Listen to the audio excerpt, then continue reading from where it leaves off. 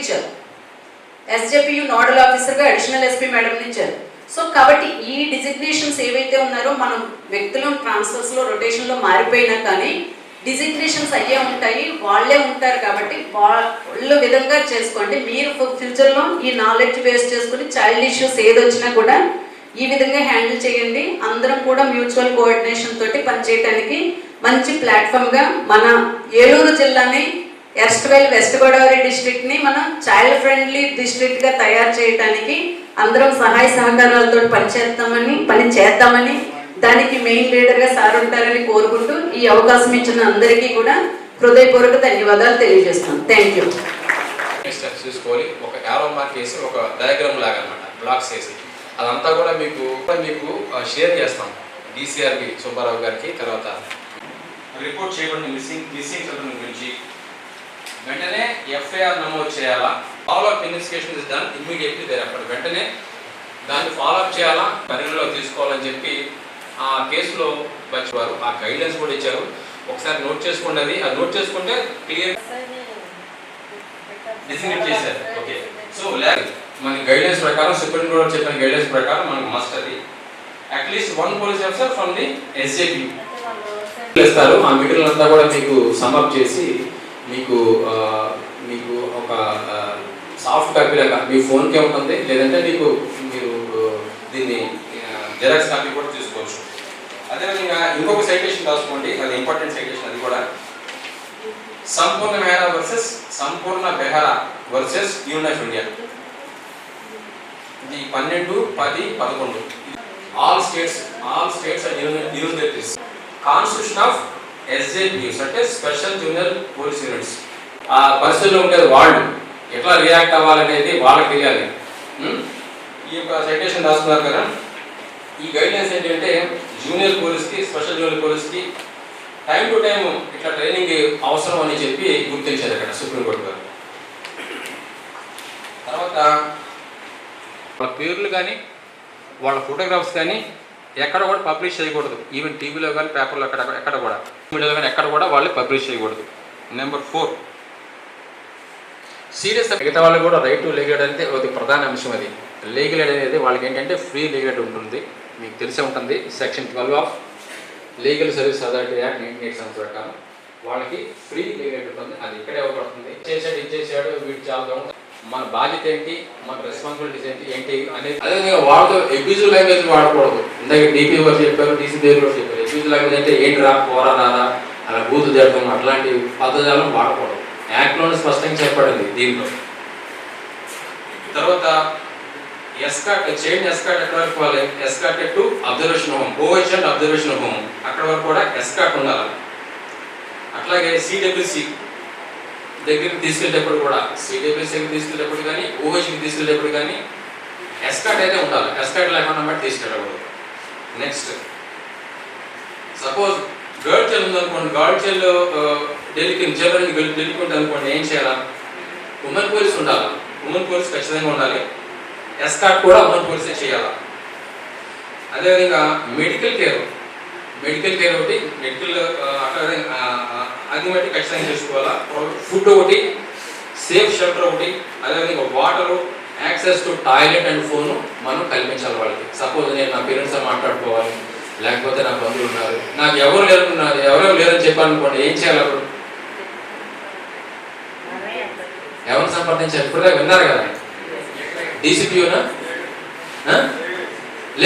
లేగలేడు చెప్పండి. క్లుప్తంగా ఉన్నాయి. అయితే ఇంకా డీటెయిల్గా ఈ ఫ్లో చార్ట్ ఇవన్నీ కూడా మీకు సాఫ్ట్ కాపీ చాలా రిజిస్టర్ అవుతున్నాయి సార్. దానిలో మాకు చాలా కొన్ని రకరకాల కేసెస్ ఎలాంటివి వస్తున్నాయి అనేది మీ దృష్టికి తీసుకురావాలని అనుకుంటున్నాము. జనరల్గా 2 మైనర్స్ ఉండి ఎలోప్ అయిపోయి అమ్మాయి ప్రెగ్నెంట్తో వస్తుంది సార్. అప్పుడు కొన్నిసార్లు అమ్మాయి 18 ఇయర్స్ ఉంటుంది, అబ్బాయి కూడా 18 ఇయర్స్ ఉంటున్నారు.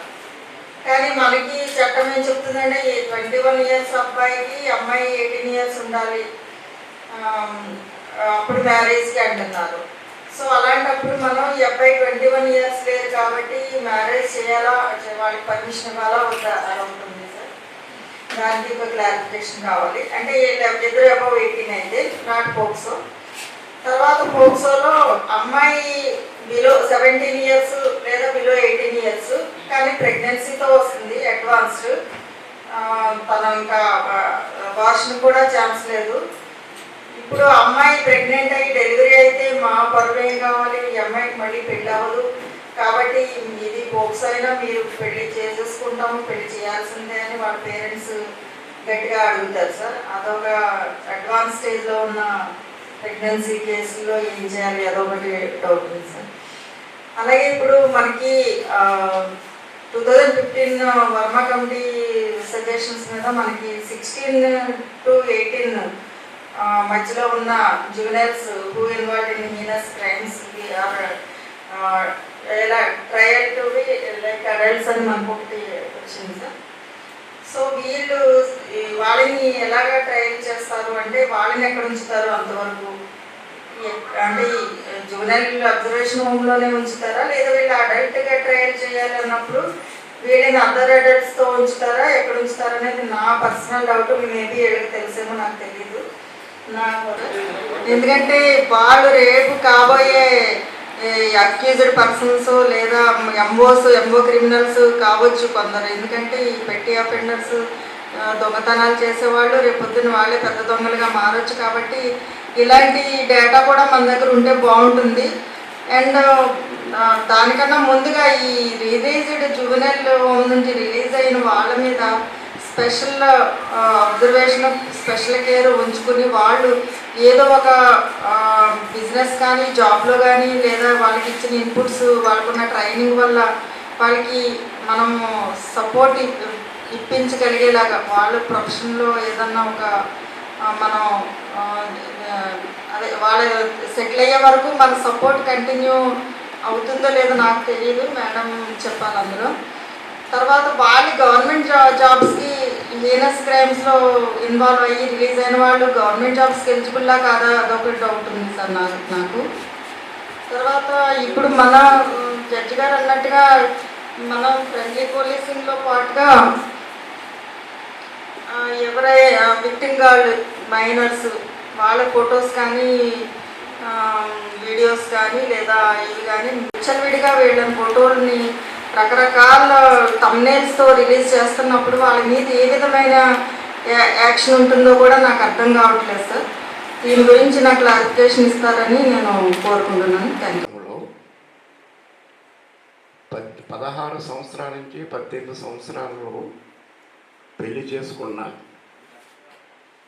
ఆ పెళ్లి ఆ తదుపరి ఆ 3 సంవత్సరాల రిహాబిలిటేషన్ అయిపోయిన తర్వాత మేడం గారి కదా అతని యొక్క హిస్టరీ ఎఫ్ఐఆర్ కాల్ చేస్తారు, కేసు కాల్ చేస్తారు. అతని వేరే అబౌట్స్ ఎక్కడ పోలీసులు ఉండవు, వాడు బీటెక్ చదువుకోవచ్చు, డాక్టర్ అవ్వచ్చు, మళ్ళీ అతనికి ఫ్రీ సిటిజన్ అవుతారు 16. సో ఇక్కడ మీకు అర్థం కదా, 16 సంవత్సరాల ఒక్క రోజు వచ్చిన తర్వాత వాడు కానీ హీనస్ అఫెన్స్ మంటరు కానీ రేపు కానీ చేస్తే వాడు ఫోక్సో చట్టం ప్రకారం అడల్ట్గా ట్రీట్ చేసి శిక్ష వేస్తారు. అది అక్కడ మీకు అర్థమవుతుంది. ఇప్పుడు ఫోక్సో చట్టానికి 2 కేసెస్ వచ్చినాయి. ప్రాక్టికల్గా జరిగింది ఏంటంటే అందులో అది వాస్తవమే. ఆ అబ్బాయి ఇష్టపడి పెళ్లి చేసుకున్న కేసుల్లో అయితే ప్రెగ్నెన్సీ ఉంచుకుంటాను అంటారు అమ్మాయి. అంటే 17-18 ఇయర్స్ వచ్చేసినప్పటికీ అమ్మాయికి ఓ నాలెడ్జ్ ఉంటుంది. సో 18 క్రాస్ చేయడం ఎంతో టైం పడుతుంది. నేను అతనే చేసుకుంటాను, రైట్, ప్రెగ్నెన్సీ నేను ఉంచుకుంటా అన్నప్పుడు మాత్రం అక్కడ best interest of the child అది అప్లై అవుతుంది. ఆ ప్రెగ్నెన్సీ టెర్మినేషన్ కోసం ఎవరు ప్రయత్నించడానికి కూడా తల్లిదండ్రులు కూడా ఆ ప్రయత్నం చేయడానికి రైట్ లేదు. అక్కడ గత 20 సంవత్సరాలుగా దంత సమస్యలతో పాటు దవడ మరియు ముఖ సంబంధ సమస్యలకు చక్కని చికిత్సలు అందిస్తున్న శ్రీ రామకృష్ణ దంత వైద్యశాల, నరసింహారావుపేట, ఏలూరు. ఎమర్జెన్సీస్ లో వాడే ఆక్సిజన్ కాన్సంట్రేటర్లతో పాటు air purify, UV light steriliser, ULV fogger వంటి పరికరాల ద్వారా పరిశుభ్రమైన వాతావరణంలో చికిత్స అందించబడుచున్నది. ఆర్వీజీ ద్వారా అతి తక్కువ రేడియేషన్ ఉపయోగించి దంతవ్యాధి నిర్ధారణ మరియు రూట్ కెనాల్ వైద్యం చేయబడుచున్నది. డెంటల్ లేజర్ ద్వారా కుట్లు లేకుండా సర్జరీలు, ఇంప్లాంట్స్ కిట్స్ ద్వారా పళ్ళు లేని వారికి ఫిక్స్డ్ దంతాలు, రూట్ కెనాల్ చికిత్సలకు ఎండో మోటార్ వంటి ఆధునిక పరికరాలు కలిగిన నమ్మకమైన డెంటల్ క్లినిక్. అత్యంత ప్రామాణికమైన ఆటోక్లావింగ్ పద్ధతిలో శుభ్రపరిచిన ఇన్స్ట్రుమెంట్స్ వాడడం మా ప్రత్యేకత.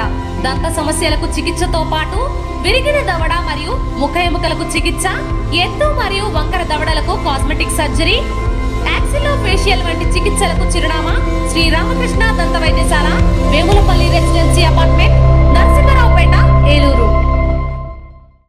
మన ఏలూరులో స్వీట్స్ సందడి. ఎన్నో స్వీట్ షాపులు వచ్చాయి. అందరి నోరూరించేలా రకరకాల స్వీట్స్ సరికొత్తగా నాణ్యత ప్రమాణాలతో అతి తక్కువ ధరలకి మనకి ఇష్టమైన స్వీట్లు సరికొత్త రుచులతో అందిస్తున్న మన రెడ్డి స్వీట్స్ అండ్ బేకరీ. సామాన్యుడికి స్వీట్స్ తినే అవకాశం మన రెడ్డి స్వీట్స్ లోనే. ఇక విజయవాడకు వెళ్ళనవసరం లేదు.